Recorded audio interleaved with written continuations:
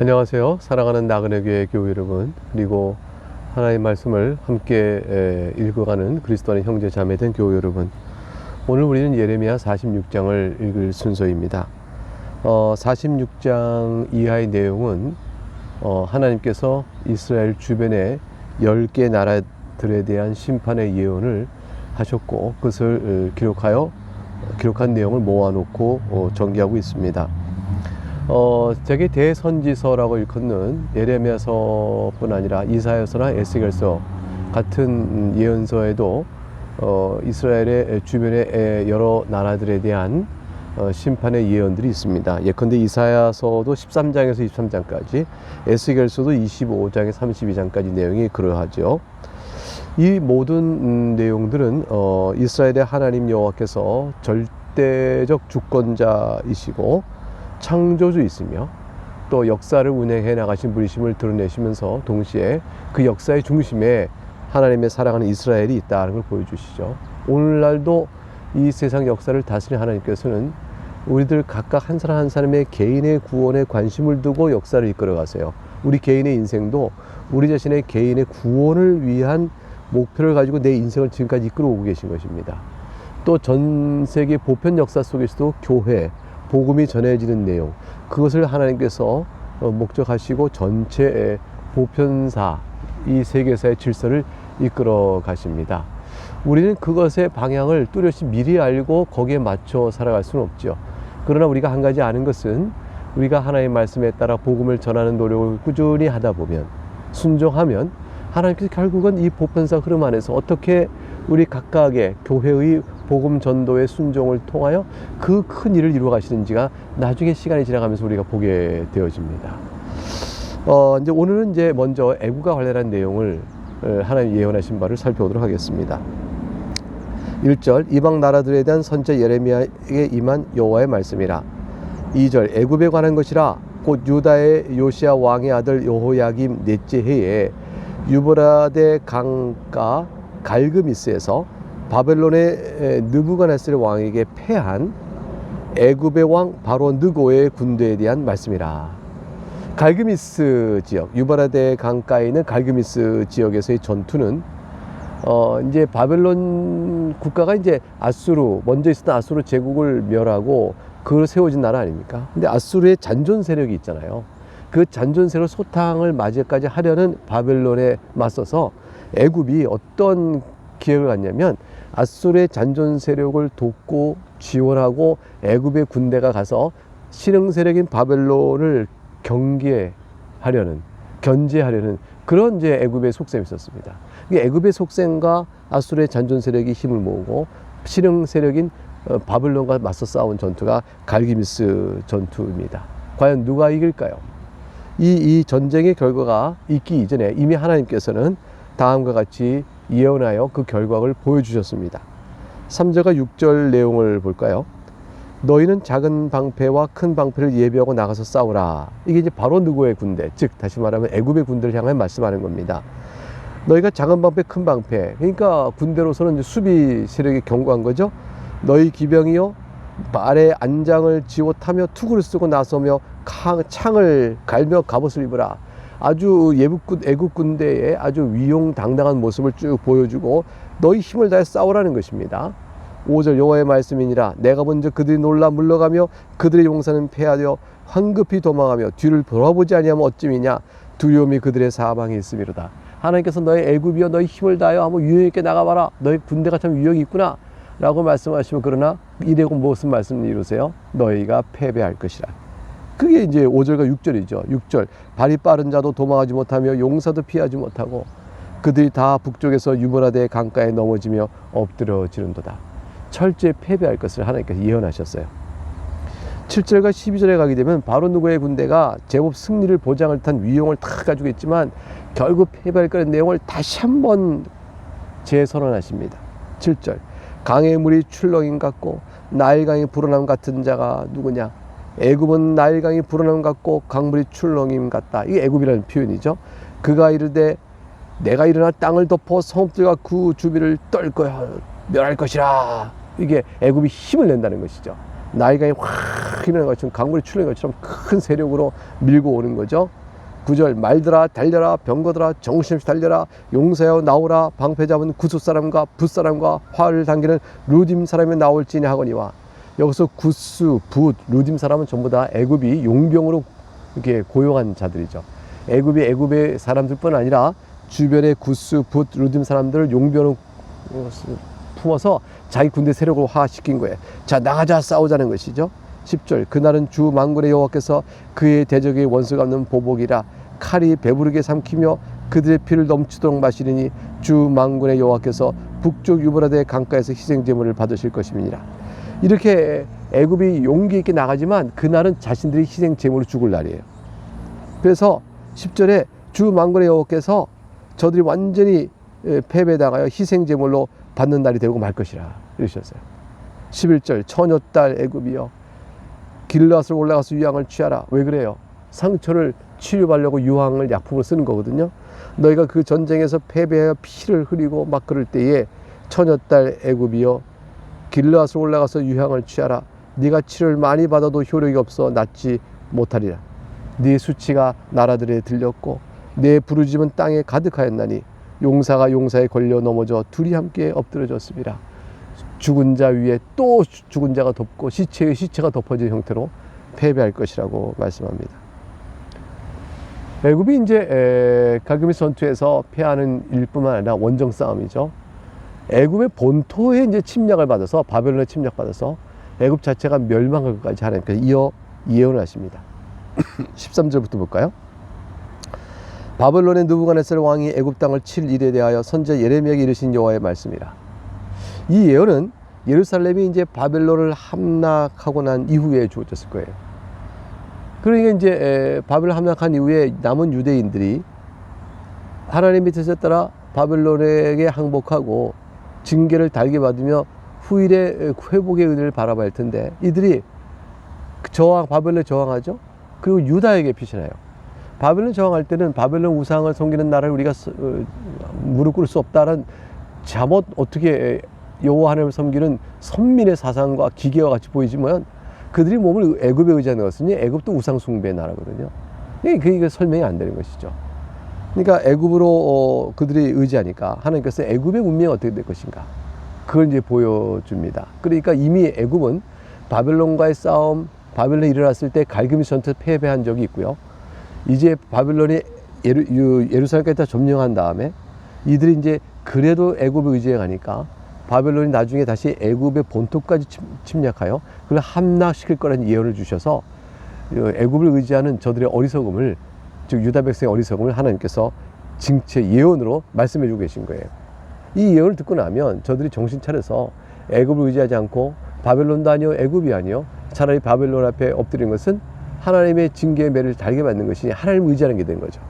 여기서는 아이러니하게 하나님을 믿고 의지하는 자는 바벨론에 항복하는 것이었어요. 그 길로 가야 되는데 그들이 자는 저들에 대하여 애굽의 운명을 말씀하셨습니다. 자, 14절부터 17절에 선지자를 불러서 애굽의 멸망을 선포하라고 말합니다. 너희는 애굽에 선포하며, 너희는 이제 하나님이 세우시는 선지자들이에요. 내가 세운 선지자들아 너희는 애굽에 선포하며 믹돌과 놉과 다바네스에 선포하여 말하기를, 이게 다 도시, 애굽의 중요한 큰 도시들이죠. 지역이에요. 말하기를 너희는 굳건히 서서 준비하라. 네 사방이 칼에 삼키었느니라. 너희 장사들이 쓰러지면 어찌함이냐. 그들이 서지 못하면 여호와께서 그들을 몰아내신 까닭이니라. 그가 많은 사람을 넘어지게 하며 사람이 사람 위에 엎드러지며 이르되 일어나라 우리가 포악한 칼을 피하여 우리 민족에게로 우리 고향으로 돌아가자 하도다. 17절 그들이 그곳에서 부르짖기를 애굽의 바로 왕이 망하였다. 그가 기회를 놓쳤도다. 결국은 망하게 된 내용을 선지자를 통해서 예언하게 하셨습니다.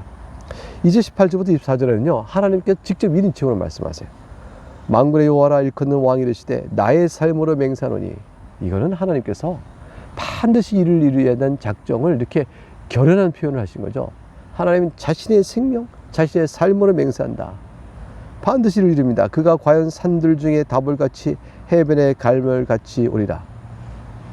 산들 중에 다볼, 이 다볼산은요 이스라엘 골짜기 동쪽 지역, 동쪽 지역의 우뚝 선 높은 산입니다. 서쪽에 헐몬산이 있듯이 동쪽에는 다볼산이 우뚝 서서 그 주변에 가장 높은 산이었어요. 웅장하죠. 또 그 다음에 해변에 갈멜같이 온다. 해변을 따라서 이스라엘 해변, 블레셋 지역에 있었던 그 지역 해변 하니까 해변을 따라서 갈멜산의 줄기를 따라 태백산맥이 있듯이 이게 쭉 산맥이 이루어져요. 그 산악지는 계속 수목이 화려하고 웅장합니다. 그러니까 다볼같이, 산들 중에 다볼같이 해변의 갈멜같이라는 것은 그 높은 산의 위용과 빽빽한 수목의 화려함을 가지고 바벨론 왕이, 즉 바벨론 왕이 그 힘을 가지고 애굽을 향해 진격할 것이라는 거죠. 그러니까 바벨론 왕이 애굽을 향해 진격하는 모습을 그 위용을 다볼산이요 또 갈멜 산맥과 같다 이렇게 표현한 것입니다. 19절, 그 결과 어떻게 될까요? 애굽에 사는 딸이여 너는 너를 위하여 포로의 짐을 꾸리라. 애굽에 사는 딸이여 그랬어요. 애굽에 사는 연약 병도 산 애굽을 향해 말하기를 포로의 짐을 꾸리라. 너희가 질 거란 얘기죠. 놉이 황무하며 불에 타서 주민이 없을 것이라. 놉도 도시 아닙니까? 그것이 완전히 황무하고 불에 타 주민이 없을 것이니 포로 짐을 꾸리고 얼른 도망가라. 20절, 애굽은 심히 아름다운 암송아지일지라도 북으로부터 쇠파리 떼가 줄곧 오리라. 무슨 말이에요? 애굽은 심히 아름다운 암송아지라는 말은 애굽이 암송아야죠. 이게 애굽 지역이 풍요롭고 나일강의 번영을 누리는 암송아지처럼 보여도 북으로부터는 바빌론의 군대가 쇠파리 떼처럼 달라붙으니 그 암송아지인들 견딜 수 없을 거라는 거죠. 암송아지에 쇠파리 떼가 그저 꼬리나 이런 데 몇 군데 붙은 꼬리를 툭툭 쳐낼 거 아니에요. 그런데 생각을 한번 해보세요. 암송아지 머리부터 꼬리와 발 온몸을 쇠파리 떼가 탁 달라붙어서 다 뜯어먹는 거 보세요. 윙 하면서 그냥 쇠파리 떼가 암송아지를 다 덮어버려요. 덮고 그 위에 또 덮고 덮어서 완전 덮으면 암송아지가 견디지 못해 죽어버립니다. 끔찍한 모습을 알 수 없죠. 그렇게 될 것이라는 거예요. 그냥 엄청난 수가 밀고 와서 이 애굽을 칠 때 견디지 못할 거라는 거죠. 21절. 또 그 중에 고용꾼은 아까 봤잖아요. 그 용병을 고용했는데 살진 수송아지 같다.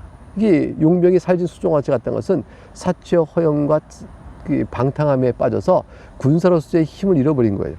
돌이켜 함께 도망하고 서지 못하였나니 애굽의 풍요 속에 젖어서 용병들도 방탕에 빠졌으니 저들이 바벨론의 공격 소식을 듣고 도망하고 만 거예요. 재난의 날이 이렇고 벌받은 때가 왔습니다. 전쟁에 고용해서 용병을 세웠으면 싸워야 할 텐데 저들이 바벨론 침공 소식에 혼비백산 도망치고 맙니다. 22절, 애굽의 소리가 뱀의 소리 같으니 뱀의 소리라는 것이 소리가 나나요? 거의 안 나잖아요. 땅에 기어다니면서 살길 찾아 이리 도망하고 저리 도망가는 뱀의 모습을 생각해 보세요. 뱀들이 막 슉슉 도망갈 때 그 소리가 거의 나지막한 소리밖에 안 납니다. 이는 그들의 군대가 벌목하는 자같이 도끼를 가지고 나무를 다 쳐낼 것이니 뱀은 그곳에 살지도 못한 채 막 살길 찾아 도망가지 않겠어요? 애굽의 꼬락서니가 그와 같이 될 것이라. 그 뱀들이 꽈를 트고 살던 숲들이 다 없어지게 될 것이고 뱀들이 혼비백산 소리도 못 내며 기어다니며 도망치는 모습처럼 애굽은 그렇게 비참한 지경으로 전락되고 말 것이라. 23절, 여호와의 말씀이니라. 그들이 황충보다 많아서 셀 수 없으므로 조사할 수 없는 그의 수풀을 찍을 것이라. 애굽의 군대도 많아요. 그 수풀이 얼마나 많은지 조사해서 얼만큼 많구나 하지 않을 만큼 애굽도 강국입니다. 그 군대가 많지만 그러나 황충보다 더 많은 바벨론 군대가 그들을 공격해 오면 견디지 못하는 거죠. 이와 같이 생각해 보세요. 수풀이 쭉 있는데 황충, 그 메뚜기 같은 황충이 쫙 때려 모여서 모든 수풀마다 다 앉아서 갉아먹는다 생각해 보세요. 그 많은 수풀이라도 황충 떼가 한번 싹 쓸어가면 그냥 앙상해지듯이 애굽이 황충의 떼가 쫙 달라붙어서 애굽의 모든 군대를 다 갉아먹듯이 애굽을 갉아먹게 될 것이라. 애굽을 황폐하게 되겠죠. 24절, 딸 애굽이 수치를 당하여 북쪽 백성의 손에 부침을 당하리다. 북쪽 백성은 이제 바벨론의 손에 당하게 된다는 거죠. 25절과 26절 말씀을 보면 애굽의 함락은 징벌을 당합니다. 그러나 이제 하나님께서 회복을 일시적으로 말씀해 준 내용이 이제 이어져 나옵니다. 볼까요?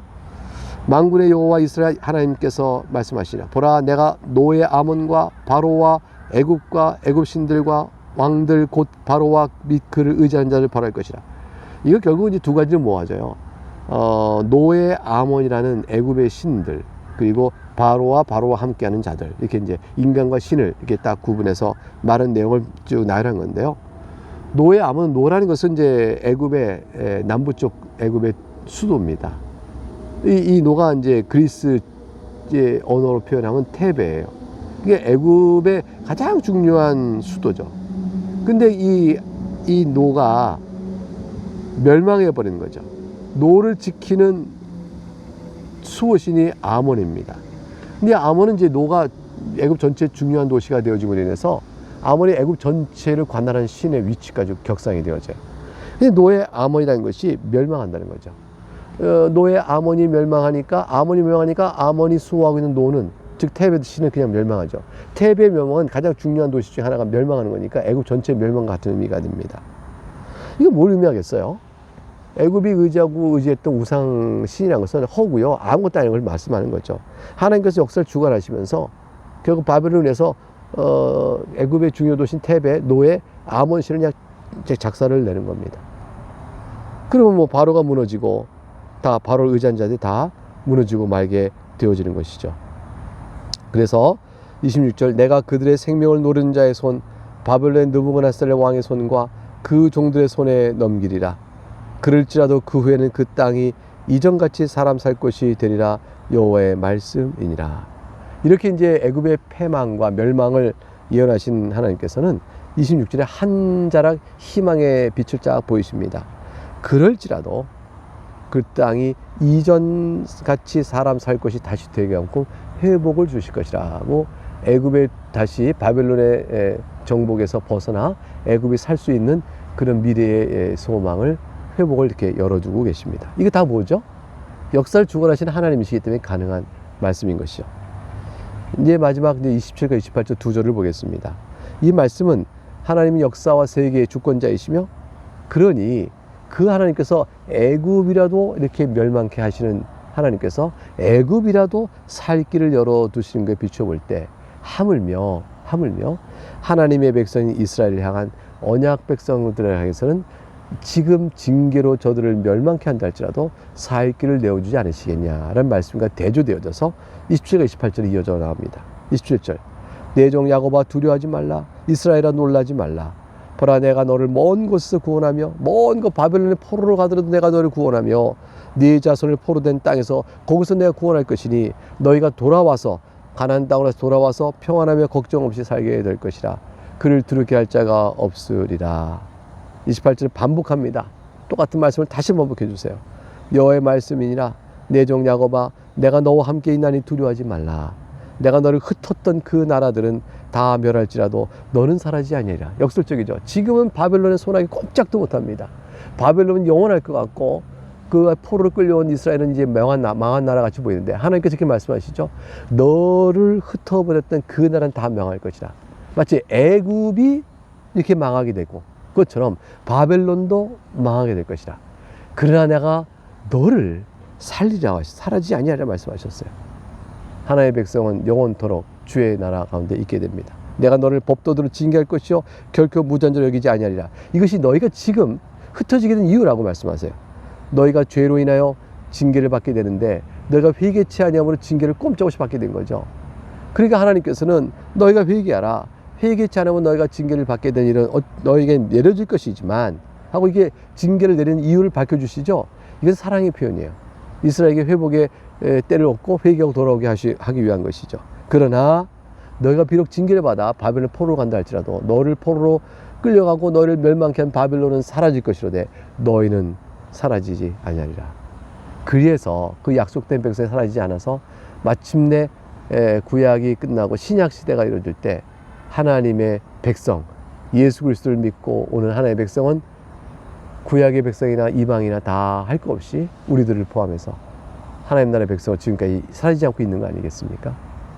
이 약속의 말씀이 바로 우리에게 성취되어져서 주님 다시 오실 때까지 교회는 계속되어지고 주를 믿는 주의 이름을 부른 자들은 계속되어지며 그들 통해서 구원의 은혜는 계속되어져 나갈 것입니다. 이때 예레미야의 이 예언의 말씀이 바로 지금 우리에게도 이루어져 나타나고 있다는 사실이 얼마나 감격스러운지요. 네, 이 말씀을 생각하면서 살아계신 하나님께 영광을 돌리며 또 오늘 하루도 주 안에서 지내시고 내일 다시 만나겠습니다. 감사합니다. 평안을 빕니다.